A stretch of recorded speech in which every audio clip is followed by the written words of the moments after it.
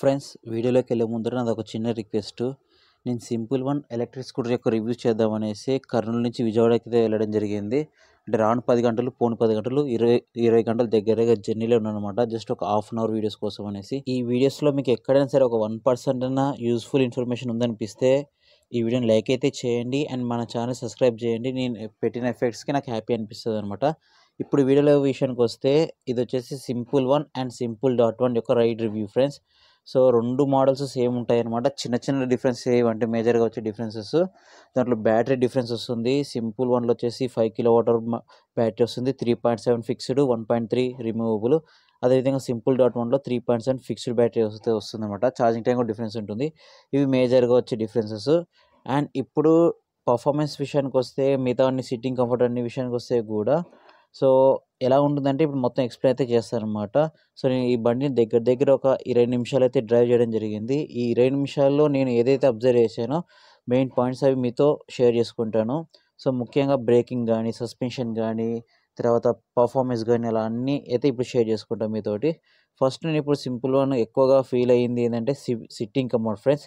So sitting comfort మాత్రం చాలా పర్ఫెక్ట్గా అయితే ఉంది. 6 ఫీట్ పర్సన్ కూడా చాలా కంఫర్ట్గా అయితే డ్రైవ్ చేస్తాడు. ఎక్కడ కూడా ఇబ్బందిగా, డిస్కంఫర్ట్గా అయితే ఫీల్ అవ్వడు. చాలా కంఫర్ట్గా ఉంది, చాలా బాగుందన్నమాట.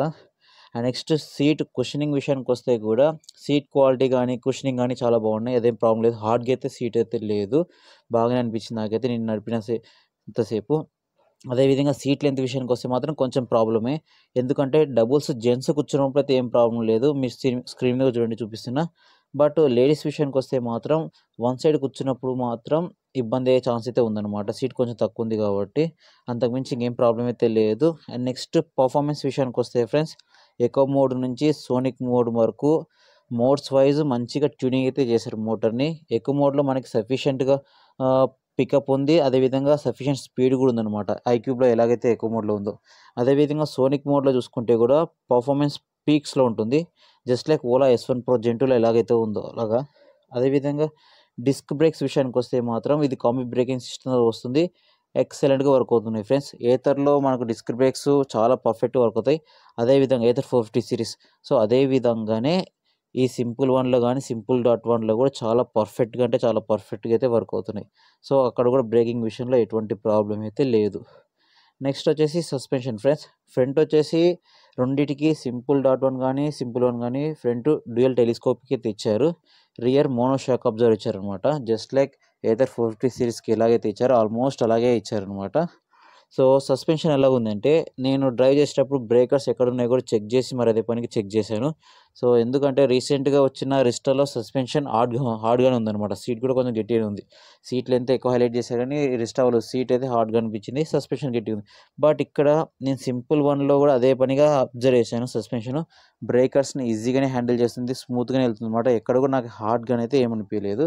ఇది నా ఫస్ట్ ఇంప్రెషన్స్ ఫ్రెండ్స్. మళ్ళీ లాంగ్ టర్మ్ రివ్యూలో కూడా ఏదైనా సరే మారిందంటే చెప్తాను. ఎందుకంటే ఒక్కొక్కరికి రకంగా అనిపిస్తుంది అనమాట సస్పెన్షన్ అనేది. నాకు బాగుండేది మీకు బాగుండకపోవచ్చు, కొందరికి ఇంకా బాగుండొచ్చు అనమాట. సో ఆ విధంగా.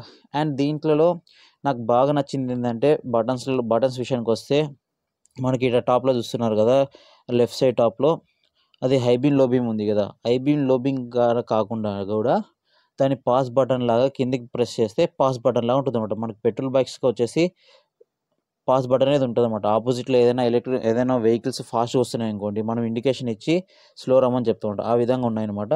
అండ్ దీంట్లో నాకు కొంచెం నచ్చని విషయాలు ఏంటివంటే క్రూజ్ కంట్రోల్ ఆప్షన్ లేదు. సో ఇచ్చింటే బాగుండు అనమాట. అన్ని డబ్బులు పెట్టినాక క్రూజ్ కంట్రోల్ ఇచ్చింటే బాగుండు అనిపించింది. అదేవిధంగా ఫ్రంట్ గ్లోవ్ బాక్స్ కూడా లేదు ఫ్రెండ్స్. సో మనకి టీవీఎస్ క్యూబ్లో కానీ, ఏథర్లో కానీ లేవు గ్లోవ్ బాక్స్. సో ఆ విధంగా అనమాట ఇచ్చింటే బాగుంది దీంట్లో.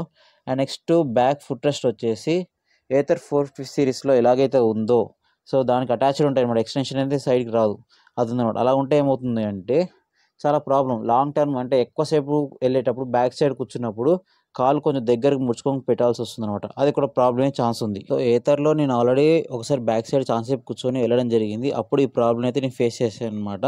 సో అదే ప్రాబ్లం ఇక్కడ రావచ్చు. వాళ్ళు సింపుల్ ఉన్న వాళ్ళు ఆల్మోస్ట్ ఏథర్ని కొంచెం కాపీ కొట్టారనేసే చాలామంది అంటుంటారు. సో దీన్ని చూస్తే అలాగే అనిపించింది. వీళ్ళు ఓన్గా కొంచెం సైడ్కి ఇచ్చింటే బాగుండు అనిపించింది నాకైతే.